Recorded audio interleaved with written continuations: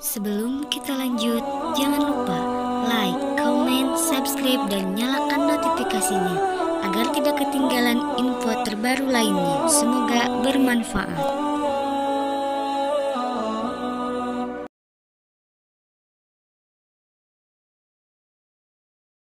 Yang ketiga, Bu, apa tadi itu? Setan mengikuti setan itu tidak pernah vulgar, Bu, tidak pernah kasar, lembut. Karena lembut itulah setan menggoda, makanya tergoda. Kalau kasar setan, kita tidak akan bisa digoda setan. Kenapa sih malu berzina? Orang lain berzina kok. Kenapa harus malu korupsi? Yang lain juga korupsi kok, nggak ketangkap KPK. Kenapa harus malu buka jilbab? Di kampus masih banyak orang tidak berhijab. Kenapa harus malu tidak bisa baca Quran? Yang lain juga nggak bisa kok. Bagus kan, hebat kan setan itu. Tapi saja kasar menggoda kita. Wallahi saya sangat yakin kita tidak akan tergoda dengan setan. Buktinya saya, yang ustadz saja pun dibenci orang karena saya keras. Di Indonesia yang paling senangi ustadz lembut. Biar sesat yang penting lembut, betul? Saya dicekal, Bu, di banyak tempat sekarang di Jakarta ya. Padahal saya bicara Quran. Subhanallah. Saya mikir, masih ada nggak masjid di Jawa Barat 50 tahun ke depan? Masih ada nggak anak muda sholat 50 tahun ke depan? Saya buktikan, baru 20 tahun. Saya di Jakarta baru 21 tahun. Dulu saya masuk Jakarta 21 tahun lalu, tinggal di Kuitang di komunitas Betawi. Saya bangga dengan orang Betawi. Maghrib sampai Isya nyaris tidak keluar dari masjid. Mereka membaca Al-Quran. Sekarang begitu selesai salam, Allahumma antas salam, lantas pulang. Kenapa? Di televisi ada sinetron yang menarik. Sayang kalau terputus, jam-jam maghrib dipancing. Untuk orang tua dikasih sinetron judul ini, untuk anak muda ini, untuk remaja ini. Yang dibangun apa? Konsumerisme. Apa yang diajarkan televisi? SD sudah pacaran, SMA sudah tawuran. Ibu tahu sekarang, saya wawancara anak SMP. Nak, kamu sudah pernah melakukan hubungan seks? Sudah. Kelas berapa kamu? 2 SMP. Sering kamu lakukan? Sering. Di mana? Di sini. Siapa yang pertama buka celana? Saya. Siapa yang suruh? Pacar saya yang perempuan. Mau bilang apa, Bu?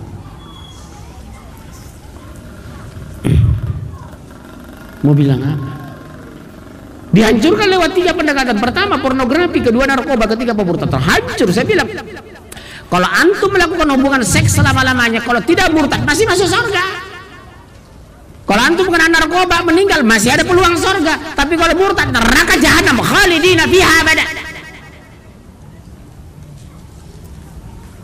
Artinya betapa ekstrimnya kan murtad itu. Neraka jahanam, Bu. Akibat apa, Bu, tadi? Pertama, salah pilih teman. Kedua, meninggalkan Rasul, memperolok Nabi, melecehkan Al-Quran, dibiarkan Allah. Hancur, Bu. Tolong ya, Bu, ayat-ayat ini sampaikan sama anak. Yang kedua, buka Al-Quran surat 22. Teruskan dulu, Bu, ayat berapa selanjutnya? Ayat 30. Tuhanku, sesungguhnya kaumku telah menjadikan Al-Quran ini diabaikan. Coba, Bu, apa nggak menangis kita yang dengar itu? Demi Allah, Rasul mendapatkan Al-Quran di Gua Hiro, daerah yang sangat terjal. Waktu itu tandus, suhu tinggi. Rasul bertahan di sana menerima Al-Quran. Iqra bismi rabbikal ladzi khalaq. Baca, analisa, riset, teliti. Tapi dalam kenyataan, berapa persen anak-anak Muslim mau baca Al-Quran sungguh-sungguh hari ini? Maaf, Bu, tolong biasakan Ibu, pada maghrib atau subuh anak-anak di rumah baca Quran. Jangan dimarahi, tapi diajak. Bukan disuruh, tapi diajak. Nak, baca Quran yuk sama mama, nak. Sejak SD kita biasakan, SD, SMP, SMA. Kedua, biasakan anak menghafal Al-Quran. Jangan bisanya menghafal fisika, menghafal rumus matematika, tapi tidak pernah digembirakan menghafal Al-Quran. Gembirakan mereka dengan Al-Quran. Di rumah saya setumpuk, Bu, hadis Muslim, Bukhari. Istri saya bilang, subhanallah, dari 3 anak kita, kata istri saya, anak nomor 2 itu, Bu, tanpa saya suruh, suka sekali dia, kelas 3 SD baru, habis makan malam itu baca hadis itu, dibaca gitu. Liburan dia menghafal Quran. Makanya saya nggak biasa liburan keluar kota, di rumah jam 8 sampai jam 9 hafal Quran, dari jam 9 sampai jam 10 mau main sepatu roda, main bulu tangkis silakan, tapi Quran harus tiap hari dibaca, didekati. Lakukan sekarang. Hanya itu yang bisa kita lakukan demi Allah loh. Hancur bisa anak-anak ibu. Undang teman sahabat anak ibu ke rumah. Sudah sampai di rumah, bikin makanan mau 10 orang. Nak, besok mama di rumah lo bikin makanan, bikin sirup segala macam. Iya Maya, tolong nak undang teman-teman kamu nak 10 orang besok. Banyak mah, berapa? 20 orang, gak apa-apa. Nanti mama bikin makanan. Udah. Sudah tamu datang, teman akrab datang, baru anak kondisikan tidak di depan anak. Nak, nama kamu siapa? Sutarjo Pak. Dari mana? Jogja. Tadi subuh sholat? Enggak. Mama nggak sholat Bang? Jarang. Oh, catat Sutarjo. Kamu siapa namanya? Suparna. Dari mana? Dari Garut. Ibu dari mana? Dari Cianjur. Sholat subuh? Oh harus. Mama saya ketat kok. Oh iya. Suparna. Sudah pulang semua, baru ngomong, nak demi Allah. Tadi mama sudah ngomong sama teman kamu. Kalau kamu mau selamat dunia akhirat ya nak. Ada teman yang paling bagus tadi. Prestasinya bagus. Baca Qurannya rajin, sholat tidak tinggal. Betul nggak kira-kira dalam perkara? Siapa namanya ayah? Suparna. Oh iya, dia orang baik. Jadikan sahabat ya anak demi Allah. Jadi ibu jangan memahami anak. Jangan ibu hanya berdiri sendiri tahu tentang anak, tapi kenali siapa sahabat anak. Karena sahabat anak sangat mempengaruhi pola pikir anak. Di sekolah dia 8 jam dengan anak. Di rumah dia ke rumah belum tentu komunikasi dengan ibu. Masuk ke rumah buka laptop, berjam-jam depan laptop. Pulang keluar kamar makan, makanan diambil meja makan, bukan makan di meja, masuk ke kamar makan. Karena laptop sayang, belum selesai dikerjakan. Mau kapan komunikasi dengan kita? Berbahaya loh. Teknologi ketika dipegang orang tidak beriman akan menggiring ke neraka jahanam. Apa yang kita lakukan demi Allah? Yang saya lakukan sekarang hanya menangis, ya Allah selamatkan generasi Islam di Indonesia. Apa masih ada Islam 50 tahun ke depan ya Allah? Mohon maaf ya, saya hanya bisa menangis hari ini. Laporan tiap hari ada murtad, anak saya Pak murtad, sarjana murtad. Kok semudah itu? Lepas dari agama yang hak, masuk agama yang tidak benar. Kok semudah itu mencintai ke sana, bukan mencintai ke sini? Kok semudah itu senang ke sana, bukan senang ke sini? Berhentilah ibu bangga dengan anak yang tidak ngerti agama. Orang selalu bangga dengan anak, tapi maaf, baca Fatihah aja pun tidak bisa. Sering saya katakan, di hari kematian kita nak, yang buat ayah bangga, saya bilang di hari kematian ayah kamu nak imam jenazah, bukan orang lain nak. Di hari kematian kamu nak, kamu husnul khotimah. Itulah membuat ayah bangga di padang mahsyar.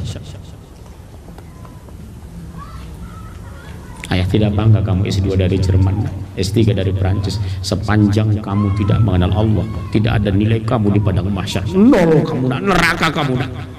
1 menit pun ayah tidak bisa masukkan kamu ke surga demi Allah nak. 1 detik pun tidak bisa mengeluarkan kamu dari neraka.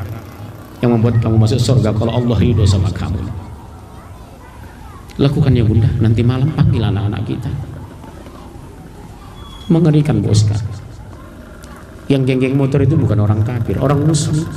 Yang terlibat narkoba itu yang meninggal sampai 16.000 per tahun itu anak-anak muslim. Agennya mereka, distributornya mereka, yang korban anak kita. Yang balapan liar itu bukan mereka, itu anak-anak muslim. Cek aja. Matanya nggak ada yang sipit di sana itu. Nggak pernah saya lihat geng motor orang China, nggak ada. Itu anak-anak kita, orang-orang kampung. Yang ibunya pembantu, bapaknya buruh bangunan. Itu mereka seiman dengan kita, Bu.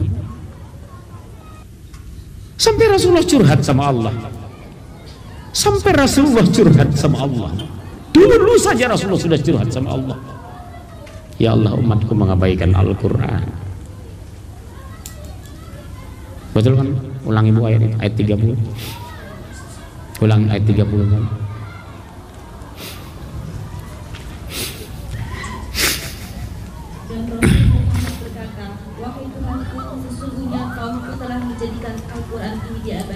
Coba lihat, curhat enggak itu? Al-Quran diturunkan susah payah loh, Rasul menerima itu demi Allah loh. Tapi belum tentu mau dibaca umatnya. Jadi apa yang menghancurkan anak Islam itu sampai hancur? 1, meninggalkan Rasul beragama tapi tidak paham, membaca Al-Quran tapi tidak ngerti. Yang kedua, kesalahan memilih teman. Yang ketiga, mengikut setan. Siapa setan itu? Allah klarifikasi di surat 22 ayat 3 dan 4. Buka Al-Quran surat 22 Al-Hajj ayat 3 dan 4 yang kencang. Al-Quran 22 surat 22 Al-Hajj ayat 3 dan 4. Langsung aja, ibu aja kalau ketemu apa-apa. Dan antara manusia ada yang berbantahan tentang Allah tanpa ilmu dan hanya mengikuti para setan yang sama. Betul, mengikuti setan yang jahat. Wala huda wala kitabim munir. Mereka membantah Allah tanpa petunjuk huda, wala kitabim munir, tanpa kitab yang bercahaya. Sudah bodoh betah, sudah goblok ngeyel, sudah miskin belagu, sudah jelek sombong. Banyak kan itu sekarang, sudah miskin sombong, nggak tahu tapi ngeyel, bodoh tapi betah, mengaji sudah telat nyender. Betul kan?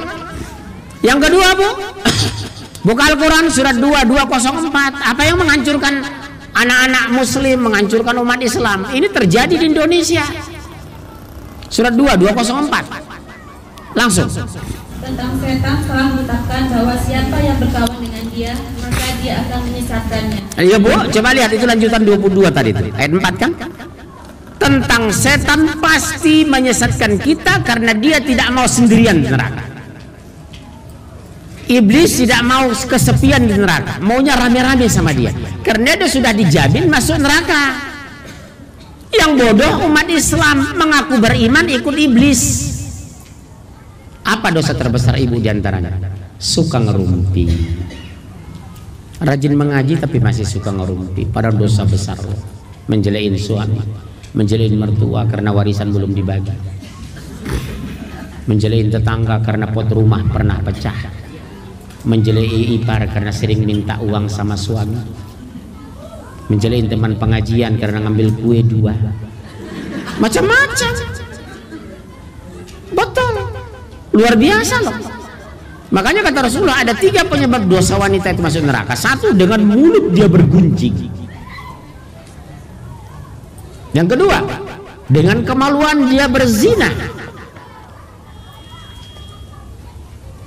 Yang ketiga, tidak bersyukur, tidak berterima kasih atas nafkah yang diberikan suami kepadanya. 3 indikator pemicu dan pemacu wanita masuk neraka. 1, dengan mulut dia bergunjing. Ibu kadang pengajian arisan, habis makan, sudah habis rendang 3, nasi cie, tambu cie. Di luar dia omongin, kenapa sih yang masak orang Bukit Tinggi tapi nggak enak? Padahal 3 rendang sudah dimakan.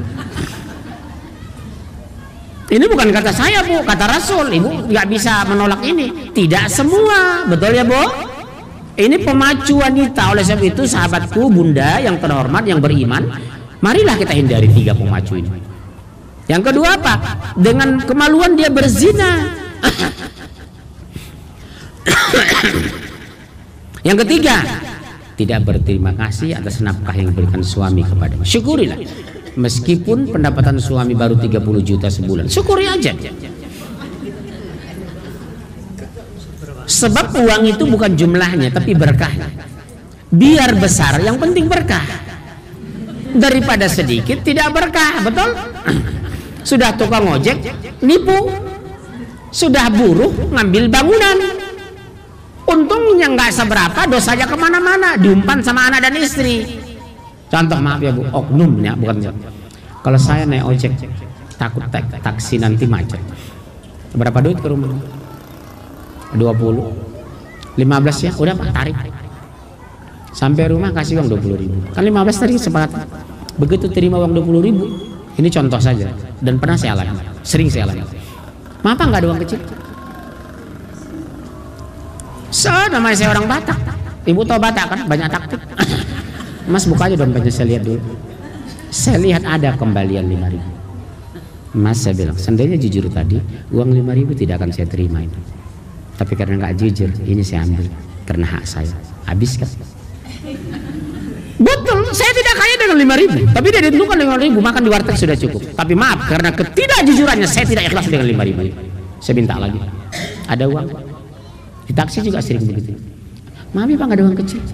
Kita luar negeri nggak pernah orang motong-motong uang. Berapapun dikembalikan sesuai Indonesia nanti taksi kita 149, 142, katakan 136. Berarti berapa? Kalau kita kasih uang 150 berapa sisa? 18. Itu ukuran kita kan cukup besar. Karena dia tidak jujur, mama gak ada uang kecil. Buka dulu dompetnya. Ternyata ada. Udah saya ambil lagi uangnya. Lama dia nggak lama di den sakit terasa iko lejal dia lagi piti tidak ada bagi kejambu. Kayak naon kan begitu. Cicing wai cicing ulah ngomong cicing wai. Ini apa? Itulah dari kecil tidak berkarakter. Di rumah saya bu, sendal adek dengan abang saja pun nggak boleh saling makan, harus permisi. HP saya jangan kan pakai, pegang saja nggak boleh ini. Kita punya HP sendiri-sendiri nggak boleh. Kami 7 sekeluarga tidak pernah memanggil hak yang memakai yang tidak tanpa izin saudara. Saya bilang biasakan disiplin, menghargai hak orang lain. Sampai sekarang saya tanamkan. Saya mau bilang abang saya pun saya nggak pernah minjem. Miskin saya terima aja kemiskinan itu. Nggak bisa saya makan, saya puasa. Jangan biasakan bergantung sama orang, bergantung sama Allah. Nak saya bilang, ayah dulu 7 tahun miskin di Jakarta ini. Ayah sabar. Ayah yakin Allah Maha Kaya. Kebiasaan sekarang apa bu? Dikit-dikit minta. Minta kenapa sedikit? Kan ini masalah. Anak saya waktu kecil bu, ayah minta uang berapa? 2.000 apa tempel ban? Nabung dulu nak. Jangan semudah itu minta. Biasakan hidup mandiri. Ayah saja kecil biasa mandiri. SD, SMP, SMA, kuliah ayah jalan kaki sekian kilometer dari kampus, hidup sampai sekarang. Ibu saya bilang, berapa kilo ke kampus? 4 kilo. Terus kenapa naik jalan kaki? Nggak apa-apa. Mau nggak dibeliin motor? Nggak usah. Selesai juga. Bahkan skripsi saya terbaik, dapat nilai A. Kata kunci apa? Saya ingin membangun generasi muda itu yang otonom, yang mandiri, yang tahu diri, jangan bergantung kepada manusia, bergantung kepada Allah. Kalau mau kaya dekati Allah yang Maha Kaya. Sekarang kan salah ibu-ibu, anak kecil kasih HP 7 juta. Sekolah tiap hari diantar langsung ke sekolah. Tolong biasakan, sisakan 300 meter. Saya nggak mau bu antar. Saya ngomong sama supir, Pak, jangan langsung ke sekolah, berhenti di sini. Kalian jalan berapa ratus meter. Biasakan mandiri. Bisa. Ayah bisa seperti itu. Kalau kamu punya sisa uang nak, bagi sama teman. Allah sangat mencintai orang pemurah itu. Ini kan enggak kita. Jilbab mahal banyak, belum tentu berbagi. Sepatu 60 pasang, tas 30 pasang. Tetangga nggak punya apa-apa, pernahkah ibu mau berbagi sama mereka? Berapa banyak lemari penuh pakaian kita demi Allah. Sementara tetangga membutuhkan, kita belum tentu mau berbagi. Di mana iman kita hari ini? Setiap liburan ke luar negeri, puluhan juta kita habiskan. Saudara sepupu kita masih susah di Garut. Saudara kandung kita masih ngontrak di Jawa Barat. Kita rela menghabiskan uang ratusan juta jalan-jalan ke luar negeri. Setiap tahun agenda yang tidak bisa ditinggalkan. Bu jangan marah ya. Demi Allah bu, 1 rupiah pun uang akan diminta dipertanggungjawabkan di padang mahsyar besok. Karena saya lihat, asal sudah libur ngatur pajak kemana, ke Tokyo berapa 2 minggu, berapa habis 150 juta. Bu, jangan ada suara ya bu. Saya punya puluhan desa binaan mualaf.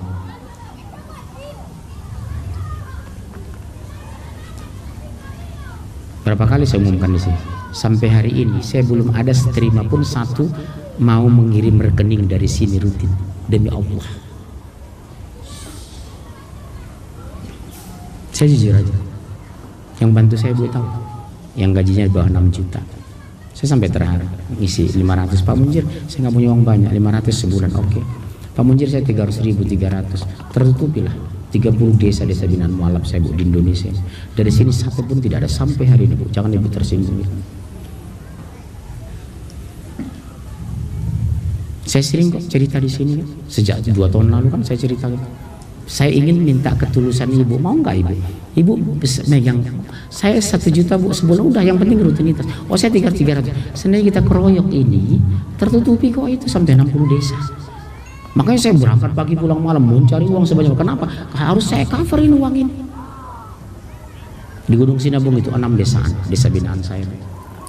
Hancur, Islam cuma 10%. Nanti mau ke Medan saya hari Senin besok insya Allah. Masjid berapa mau roboh? Sudah saya telepon Medan tadi, saya cari uang dulu. Insya Allah Senin saya berangkat. Minimal Ramadan sebelum, jangan sampai saudara kita seiman sholat tarawih itu kehujanan. Hanya itu target saya. Hanya itu target saya. Kesalahan sama kita. Nasrani itu luar biasa loh kompaknya mereka. Jauh kalah kita. Kenapa bisa pastor pendetanya berbulan-bulan di hutan? Karena anak istri sudah ditanggung gereja. Kalau saya ke desa, beli tiket pesawat sendiri, bayar hotel sendiri, beli makanan sendiri. Ada uang saya ke desa. Saya ada uang, saya turun ke daerah. Nggak ada, saya diam. Itu yang bisa saya lakukan hari ini. Saya nggak sama dengan ustadz lain. Keluar pakai amplop, pakai tarif sekian, pakai tanda tangan, pakai transfer, pakai DP. Subhanallah. Tidur kita mati, berjuang kita mati. Lebih bagus kita mati berjuang. Jahat kita mati, jihad kita mati, mendingan kita berjihad. Kesalahan umat Islam, zakat banyak tapi nggak jelas kemana. Ibu-ibu orang kaya pemurah kok di Indonesia. Saya sangat yakin ibu-ibu yang punya uang sekarang, saya yakin sangat pemurah. Cuma kadang menerima uang itu tidak amanah. Apalagi Jakarta ini, orang-orang kayaknya baik-baik kok saya lihat. Kalau saya bilang, Bu mohon maaf Bu, bisa nggak beli tiket? Kan saya tiket pulang pergi ke Medan berapa? 900 kali 218. Nanti Pak saya transfer. Baik sebenarnya orang kaya di Indonesia. Cuma kadang ada oknum yang memanfaatkan itu, betul. Saya tidak salahkan memang ibu-ibu. Saya akui. Kadang ibu-ibu jadi sapi perahan ustaz tertentu, betul ya. Setiap ngumpul minta uang, setiap ngumpul minta uang. Kalau memang tepat sasaran nggak ada masalah. Ya Bu. Kalau saya lihat orang kaya di Jakarta ini masih baik-baik. Cuma manajemen uang kita belum bagus, itu aja barangkali.